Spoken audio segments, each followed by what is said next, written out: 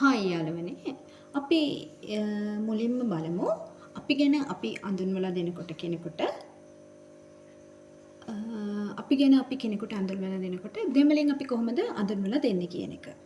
සාමාන්‍යයෙන් අපි අඳුන්වනකොට කියන්නේ මුලින්ම අපේ නමනේ අපි කියන්නේ. එතකොට මගේ නම කියලා අපි හිතමුකෝ අමල් කියලා. මගේ නම අමල් කියලා අපි කියනවා. එතකොට දෙමළෙන් අපි කොහොමද ඒක භාවිතා කරන්නේ? දෙමළෙන් මම කියන අදහස ගන්න එනද කියන එක තමයි එන්නේ. එනද. නම කියන එකට අපි දෙමළෙන් කියන්නේ පෙයර්.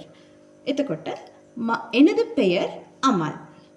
ඔයාලට කැමති නමක් ඔතන සටහන් කරගන්න පුළුවන්. මෙතනදී මම කියන අදහස අපි ගන්නෙ එනද කියන වචනේ. එතකොට අපි ඒකේ නිතර භාවිතා කරන වචනයක් නිසා මම කියන වචනේ අපි නිතර භාවිතා කරන වචනයක්. ඒ නිසා එනද කියන එක අපි මතකෙට තියාගන්නට අවශ්‍යයි. එතකොට එනද පෙයර් අමල්.